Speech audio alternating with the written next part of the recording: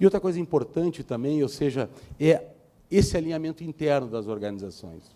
Quando a gente está falando de uma organização pequena, que o dono é empreendedor, e ele tem na sua cabeça tudo que ele quer fazer com o negócio, ele é a própria marca, ele discurso, ele tem mais 10, 15, 20, 30 pessoas, eu diria que é razoavelmente fácil a gente alinhar o discurso da organização. Quando nós estamos falando de uma organização que passa a centena, passa os milhares, né, o grande desafio da construção de marca é alinhar todo esse discurso internamente. Ainda é muito comum hoje a gente trabalhar em case de reposicionamento de marca e toda a conversa ficar só olhando para fora, para o consumidor, né, ou para o cliente, e a conversa não pontuar internamente. Eu tenho para mim que não é impossível construção de marca se não houver um alinhamento absolutamente intenso e ativo com a organização, com todas as pessoas que envolvem, ou seja, o engajamento, né? Se fala muito em engajamento nesse processo, né? Então, quando a gente fala hoje em marca, nós estamos falando muito nisso, né? Ou seja, estamos falando na autenticidade, na clareza, né? Na proposta, na voz das pessoas que estão no processo, e nessa questão do novo estamos falando fundamentalmente na vitalidade, na energia, na relevância, né? E quão excitante pode ser isso. Quando a gente fala em 360 graus, ou qualquer outro termo que se refere a uma abordagem global, nós estamos falando em pontos de contato da marca. Isso aqui não é novidade, a gente sabe que as marcas têm vários pontos de contato. Esses pontos de contato dependem fundamentalmente do perfil de negócio, né? Tem pontos de contato que são definidores do negócio, tem outros pontos de contato que são secundários, mas as marcas, ou as suas marcas, né, do seu negócio, elas se relacionam com os clientes a partir de várias interfaces. Obviamente que, olhando aquela perspectiva que eu coloquei, de estratégia, né, alinhada e potencializando o negócio, de certa forma, uma experiência, o desafio é a gente construir essa conexão, né, essa conexão emocional. Eu volto àquela tela que eu mostrei no início, que é mais ou menos como a gente pensa e organiza a marca, né, onde a gente coloca a marca no centro dessas três dimensões, e aí eu me permito fazer, de uma maneira muito simples e objetiva, colocar design no papel da marca. Alguns autores até podem sustentar todo esse discurso falando só em design, outros podem sustentar falando em marca, né? Nós gostamos de utilizar o tema marca como um tema mais abrangente e utilizar o design, talvez, como uma ferramenta de tradução de todo esse contexto, de todo esse conceito. Ou seja, na minha perspectiva, talvez até por história, por formação, design é o principal elemento de tradução das marcas. É o principal elemento de criação da experiência das marcas, né? Porque no final do dia, sempre nós vamos ter uma experiência das marcas. Ou nós vamos ter um site e vai ter uma interface de design, porque tem que ter sido criada uma arquitetura, uma navegabilidade, um visual. Ou nós vamos ter uma loja, ambiente, né? Design é tudo. O produto, que é o próprio design, ou seja, certamente design é o principal elemento de tradução da experiência de uma marca. Tem negócios que vai ser muito mais, tem negócios que vão ser muito menos. Obviamente que este case aqui é o case, e eu sempre acho que deve-se começar por ele, porque ele é a referência no momento. Eu não sei se alguém aqui, ou muitos de vocês, já leram o livro aí, a biografia autorizada dele. Quando a gente lê a biografia autorizada, essa última biografia do Steve Jobs, a gente vê, fundamentalmente, que ele é um designer. Né? Ele é um designer, mais que um designer, ele é um designer paranoico, né? Porque, obviamente, o nível de atenção dado, né, aos detalhes do produto, a textura, acabamento, a som, a isso e aquilo, e a loja, ficou não sei quantos anos, né, para achar um ponto, ficou não sei quantos anos desenhando a loja. No livro conta a história que eles montaram o protótipo da loja, estava tudo pronto, perfeito, maravilhoso, ele mandou destruir todo esse sistema de iluminação, porque, na realidade, a luz não refletia o que ele entendia, que era o conceito da marca, de toda a experiência da Apple. Ou seja, aqui nós temos, fundamentalmente, e eu tendo a achar que experiências como essa, elas não conseguem se construir processualmente, só a partir de pessoas que têm uma conexão com um tema como design, assim como ele tinha, né? O livro dedica mais de um capítulo ao Jonathan Ive, que é o designer da Apple, enfim, que foi o cara no qual ele conseguiu ecoar tudo o que ele achava e pensava sobre design. Então, assim, é uma empresa, como a gente pode dizer, design-oriented. É uma empresa design-oriented. É uma empresa que pensa design, ou seja, é uma empresa que decide, no final do dia, assim, não vou lançar esse produto agora porque ele não está legal. Isso é impossível numa outra organização estruturada no modelo atual como a gente tem. É impossível. É uma empresa de criador. É o criador que, no final do dia, toma esse risco de não lançar o negócio, eventualmente perdendo o time do mercado, porque ele acha que tem que mudar a textura e tal, tem que mudar o material. É uma empresa de criador, sem dúvida uma empresa que conseguiu extrapolar aí tudo que a gente pensa, né? Mas é uma empresa, fundamentalmente, que melhor pratica o que a gente pode falar em design 360 graus. Né? Aqui a gente vê, por exemplo, nessa tela, o que a gente chama de plataforma da marca, ou seja, o posicionamento da marca, o Think Different. Né? Quem lê um pouquinho o livro consegue até perceber que é um pouquinho diferente, ele tem alguns princípios desde o início, que ele fala em simplicidade, familiaridade e tal, né? Lá nos produtos, é isso que orienta toda a empresa, ou seja, esses atributos são os atributos de construção desta marca, ou seja, esta é a plataforma da marca da Apple, ou seja, toda a história construída nos produtos, serviços, relacionamento, se baseia nessa plataforma, e isso é fundamentalmente branding total, branding 360, design 360, o que a gente quiser.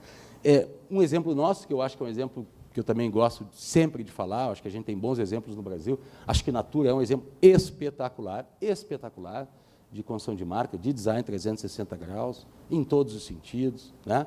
Porque tem uma plataforma, mais do que uma plataforma, tem uma filosofia de negócio, que desde o início da organização, os fundadores pontuaram o negócio e seguem essa plataforma à risca, e mais do que isso, eles entregam esse discurso, né?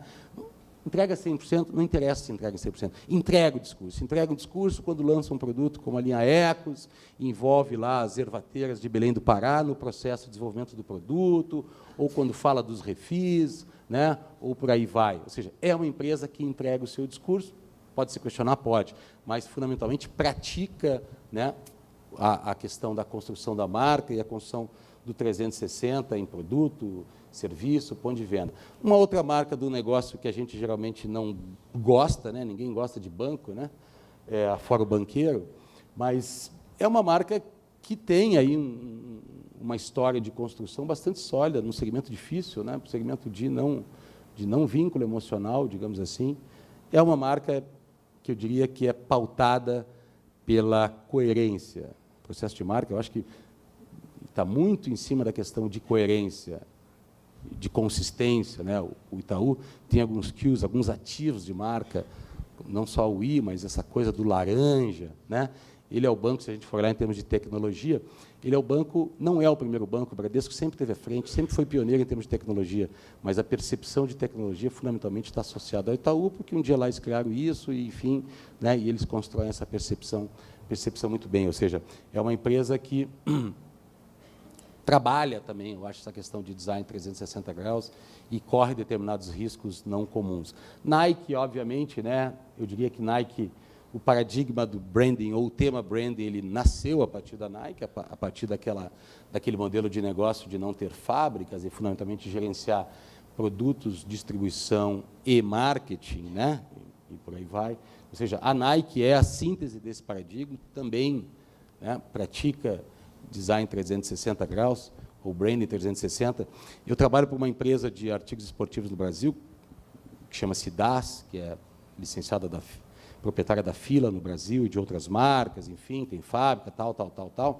Uma empresa tipo Alpargatas, tipo Vulcabras.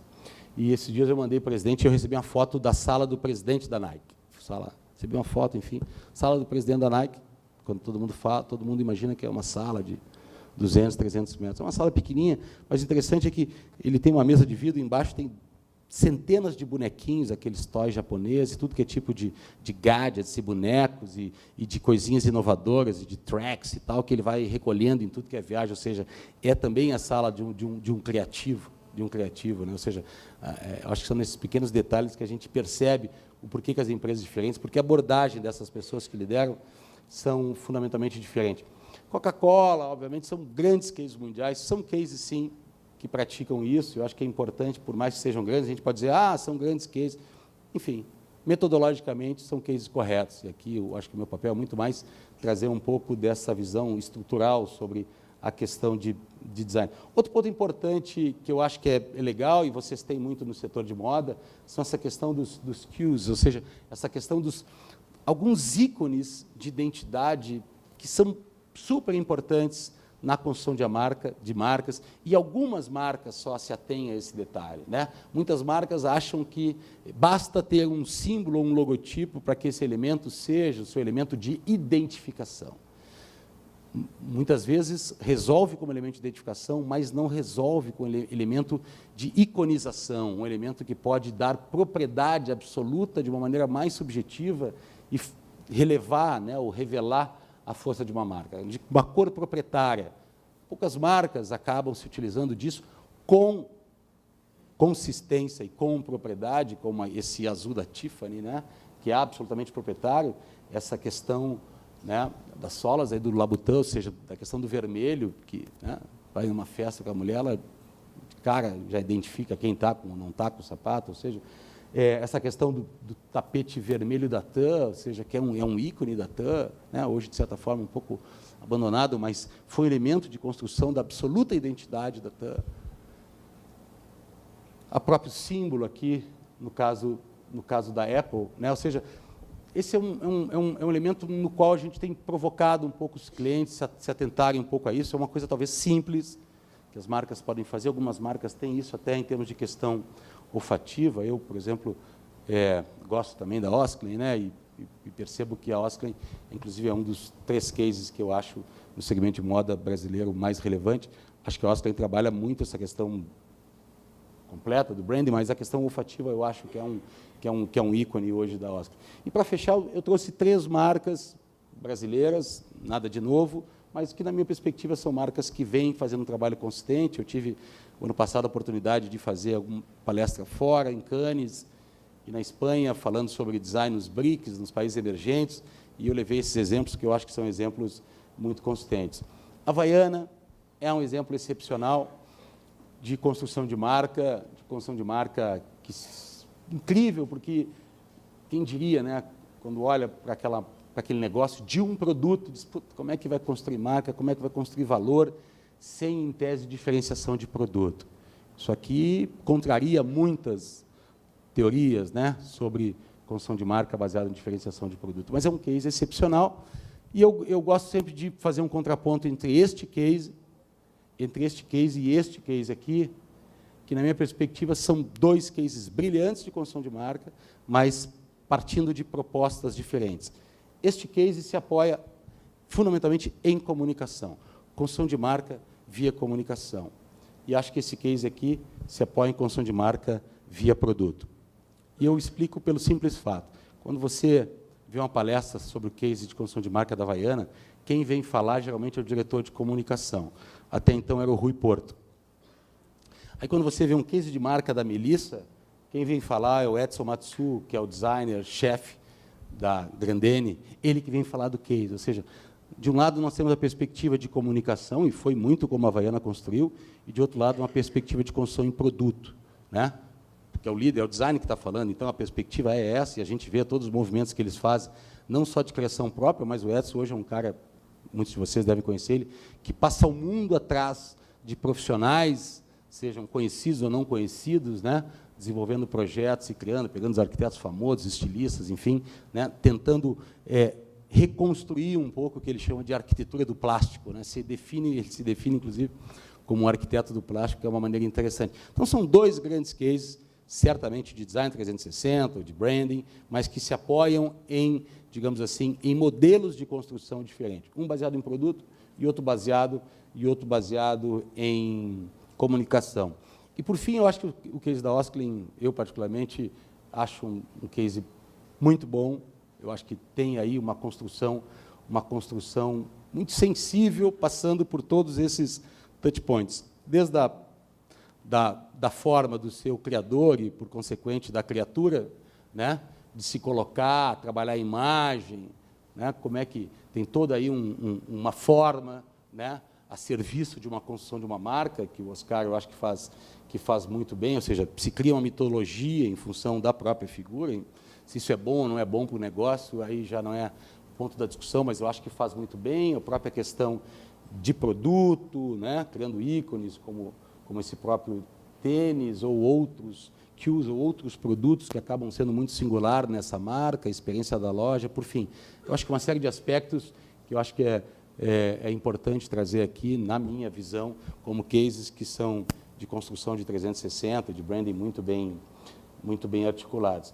E, para fechar, acho que se eu posso deixar alguma coisa como contribuição final, olhar design fundamentalmente sob a perspectiva da marca, ou seja, como elemento de tradução da marca e como elemento de construção de toda essa experiência, ou seja, design na perspectiva da experiência e design na perspectiva da marca. Acho que era isso, obrigado, desculpe, eu devo ter passado muito meus 10 minutos, mas não tinha como ser diferente. Um bom dia para vocês.